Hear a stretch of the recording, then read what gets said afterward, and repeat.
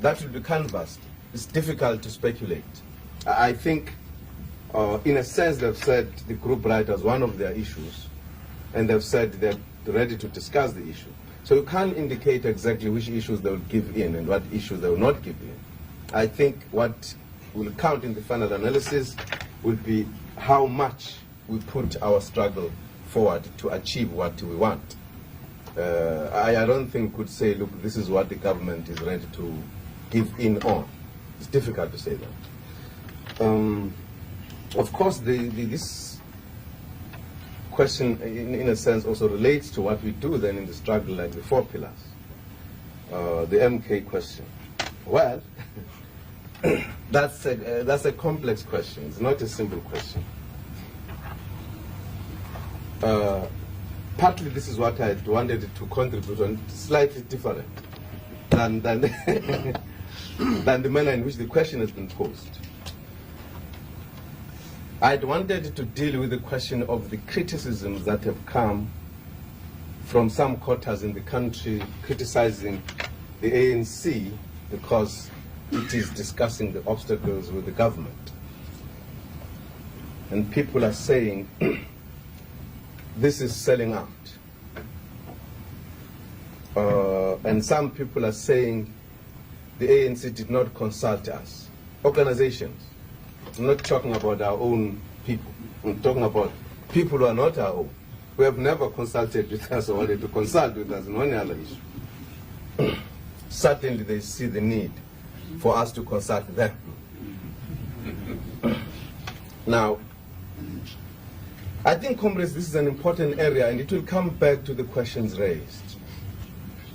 An important area to look at, because at times people, and I've known of no liberation movement that has went into any discussions willingly. It is always regarded as some sellout of some kind. That's a general thing, and it's natural, and you can't blame anyone. I've had an occasion, I'm not among those who left early 60s, I'm among those who left mid-70s. I didn't see many liberation movements in Africa, but at least I saw the Zimbabweans. And I had an occasion to look at them when they were going to Lancaster House. I was with them in Mozambique. They were literally taken and bundled into the plane to negotiate and to come out with a solution, whether they like it or not. There was a famous meeting where the presidents of the frontline states called 2 leaders of the Patriotic Front, Goma and Mugabe. Somewhere outside Africa, there was a meeting of the non-aligned movement. And they called them and they said, brothers, we have decided that the issue of Rhodesia must be negotiated, and we have to go to the talks. And there were 3 presidents of the states in the region, and they said, if you don't want to go, then please don't fight from our countries. Pack your bags and fight from your own country, if you don't come back with the solution. And that president was speaking, and he looked to his colleagues and said, am I expressing our decision? The other one said, yes. And he looked at the second one, am I expressing our decision? The other one said, yes. So they were actually forced, unprepared, to the Lancaster. And they were complaining as they were going there, up to the last moment, in fact. And nobody could complain in Zimbabwe that the armed struggle was not on. If you remember, I'm sure many of us were grown up already. They were talking about liberated zones. So you couldn't say it was because of the shortage of the armed struggle in Zimbabwe. It was very much there. And they were feeling they're about to take power. But they came across a moment where they had to negotiate.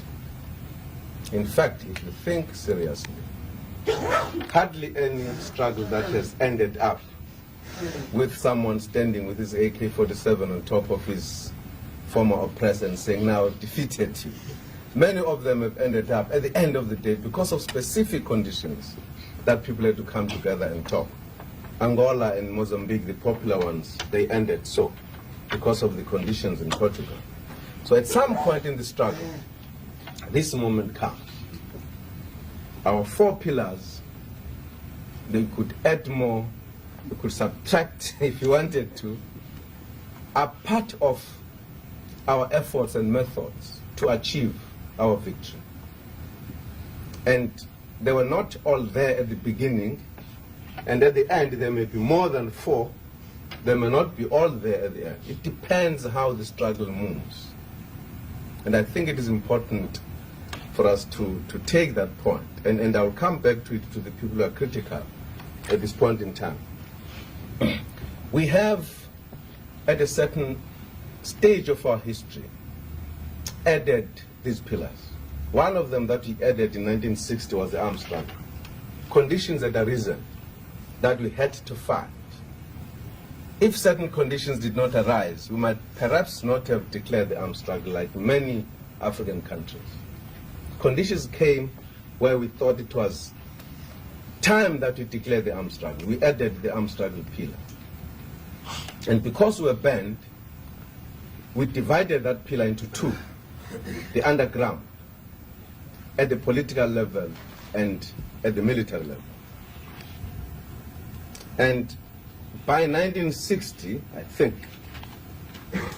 already the leadership of the ANC had seen the necessity of adding a pillar of the isolation of South Africa.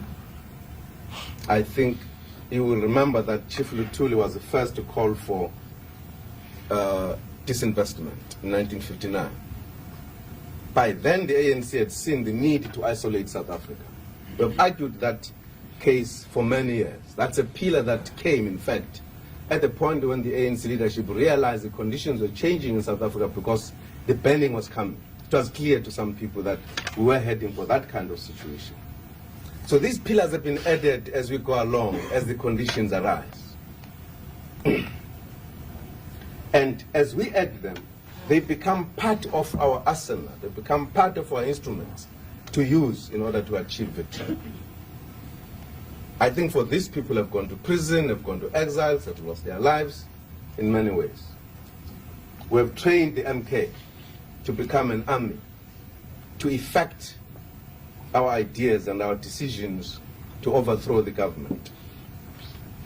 And it has been, I think, the efforts of that army that have contributed to the situation in South Africa deepening into a crisis.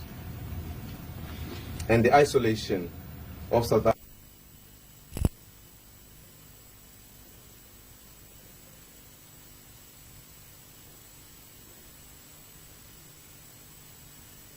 Being nice, he's being courteous and saying, let us talk. But the fact of the matter, diplomatically perhaps it may not be said,